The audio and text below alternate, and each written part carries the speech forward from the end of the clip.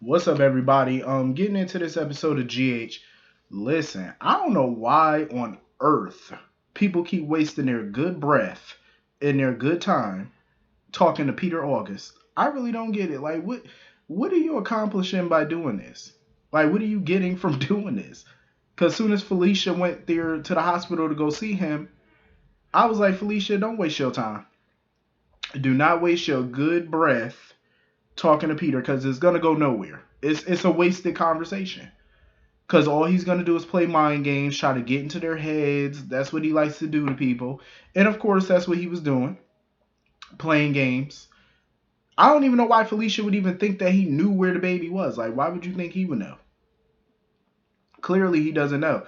Because obviously, other people have spoken to him about this, and he don't know nothing. So I don't get why she went to go see him about it. And of course, he took that time to talk so much shit to her, basically trying to blast her for being a bad mother to Maxie and Georgie, failing her kids, leaving her kids, abandoning her kids for fun and adventure and stuff over the years. And you know what? Felicia owned it. She was like, yeah, I made my mistakes with my kids and stuff like that. I'm not gonna run from it. It's the truth. He wasn't telling her, he wasn't telling her anything that she didn't already know. Um, but then, of course, he tried to play little head games with her, talking about, oh, what would you say if I could lead you to Louise? She knew his ass was lying, because, come on, why, Felicia, what you waste your time for? Like, that woman is too smart for his foolishness. Why waste your time? Why waste your good breath? Like, I don't get why people go to talk to him. He just gonna play the same old card over and over, manipulate, taunt. That's all he's good for. That's all he does. Um, so of course she didn't get anything. She didn't get anywhere with him. She wouldn't. Um, so anyway, moving on from that, what I'm not understanding is why do BLQ and Chase think that it's a smart move to move, just in case Peter finds out Bailey is really Louise. So moving out of the Quartermain mansion and moving into a new place is the bright idea. How is that going to stop him if he does find out? I guess they think because he wouldn't know where the baby is or whatever if they move to a new house or whatever the case. I guess. Um, Cause he was like, Chase was like, "Oh, you and Bailey can move in with me, sir. No disrespect. We've all seen the size of your apartment, and that's BLQ ain't going for that.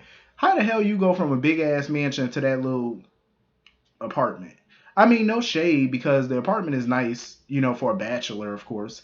It's someplace I would probably want to live, in my bachelor, for my bachelor time or whatever. But, until I get me a condo or something like something really nice. But that ain't no, BLQ ain't going for that. Hell no. Not from where she accustomed to. So he talking about, oh, we could get something bigger.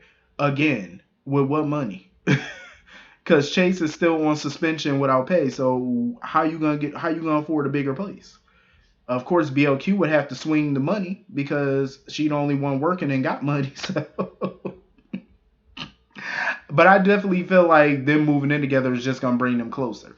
You know what I'm saying? They just gonna get to the realization that they really, like each other. They already know it, but I think it's gonna force them to admit it, living in such close quarters.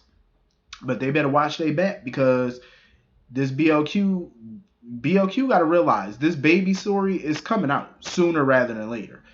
Now, Tracy knows the whole story now, and she basically told BLQ she needs to put an ocean between that baby and Peter. And she offered to BLQ to move to Amsterdam. She was like, she might as well.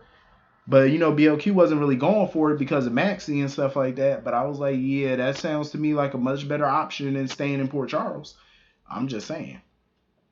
Um, so anyway, yeah, this baby storyline is coming out because my thing was at this point, this was the point where Maxie should have just told Anna the whole story. She should have just told her the truth because Anna's investigation into this disappearance of the baby, it's leading her back to Maxie and Austin. That's what it keeps leading her to. Every time, I'm pretty sure she went over the case file with a fine tooth comb. Cause look at Chase. Remember when Chase was investigating this, it was leading him back to Maxie too. Cause he had more questions he had to ask her. Cause stuff just wasn't adding up. she might as well just go ahead and tell Anna the truth at this point, because she's gonna figure it out. She's gonna please. Anna ain't no dummy. So now she wants to take Maxie and Austin back to the woods where Maxie gave birth to jog her memory or recreate the scene or whatever, or to get Austin's take on what happened that night. Pretty much all the above. Like, she wants to know what exactly happened that night. She wants to hear it from Maxie. She wants to hear it from Austin, so she could piece together what happened, because they were the only two that was last seen with the child. I'm like, Maxie, tell that woman the truth, because the truth shall set you free at this point. Like, I don't understand why she's keeping people in the dark who could help her, that work in law enforcement. These people can help. Like, not even telling your mama and your daddy, not even telling Anna. Like, come on, all these people got resources to help her. So why keep them in the dark on it? You know what I'm saying? I understand, she feels like the less people that know, the better, but too many people know. Too many people know now. So of course now Victor is getting all up in, her business or whatever, because he see Maxie running off or whatever. And Anna was like, it ain't none of your damn business.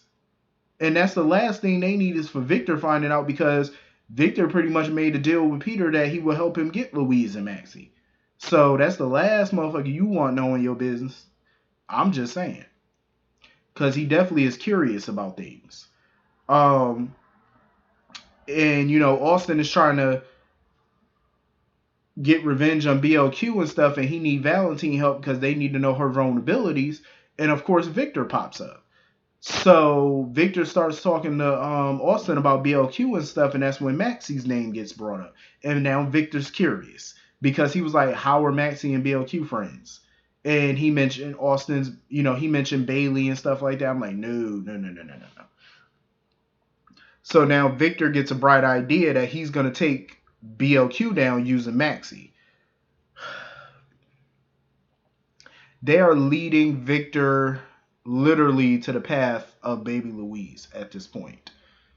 And he's the last person you want to know, because you never know what he gonna do. You know what I mean? Like, that's just bad. Victor knowing anybody's secret is never good. His old ass need to go take a night off and go sit down somewhere. Like, Victor doing too much for me. Like, he and everybody Kool-Aid and don't know the damn flavor.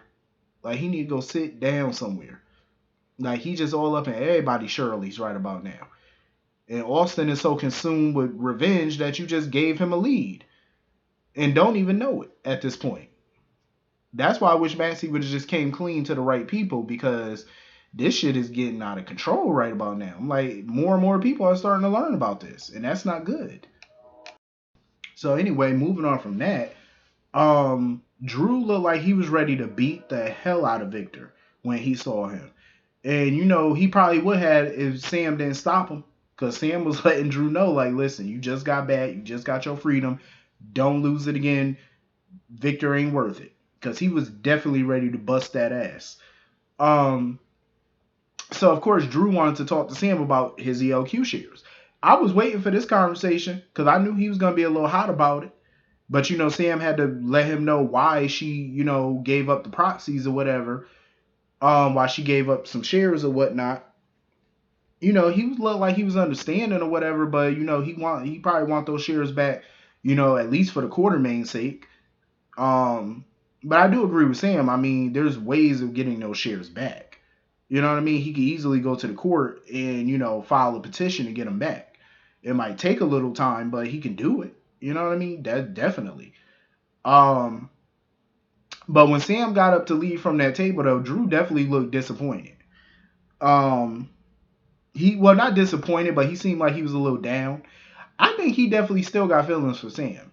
He do. The way he look at her, the way he act around her, he's still jonesing for her. I could definitely see a little love triangle maybe in the future between him and Drew. I mean, Drew, Dante, and Sam. I could see it, because I don't think Sam's 100% over him either. Honestly, I think she's happy with Dante at the moment, but, old feelings do pop up. I wouldn't want to see no love triangle, because Lord knows I'm over them shits. But, I mean, not unless they make it entertaining. But, yeah, he definitely still feeling her. You could see it. he is definitely still jonesing for some of that Sam Cootie cat. He wants some of that. So anyway, moving on from that, I love the little friendship between Brad and Britt. I always did kind of like them as friends and stuff. Brad is still shook at what Selena wanted him to do. He's still shook because he feel like what he did to Peter, him poisoning Peter, is gonna haunt him or whatever. Um, I'm like, well, he gonna have to shake that shit off because trust me, Miss Wu is gonna have Brad doing a lot more illicit shit in the future. So that's just one of many. So he better shake it off. Because if he thinks that's the only bad thing she's gonna want him to do, he's sadly mistaken. Because trust me, Miss Wu gonna want him to do some other shit. I think she's grooming him because she even said it herself that she sees his potential. And we ain't talking legitimate business. I think she sees his potential as taking over her business, her illicit affairs. So he better, dust all that off and get some backbone and straighten up. Not literally, but, straighten up. But he better, because Miss Wu don't play. So he better come through. Because when he told Britt about that shit, I said, listen, Britt ought to give that man a medal for poisoning her brother. And I'm kind of surprised that he didn't know the right dosage to give him to kill him. Because the whole plan was for him to die. And I remember Britt even told Peter, she was like, shit, if I poisoned your ass, I would have had you killed. I would have gave you the right dosage to kill you. So I'm kind of surprised that he didn't know because I'm like, he works in the medical field. Even though he was a lab tech, but still, you work in the medical field. He should know the right dosage. A high enough dosage to kill somebody. So I'm surprised he didn't get that job done. I'm like, unless Miss Wu gave him explicit instructions not to have him killed for her own reasons. I still don't trust her.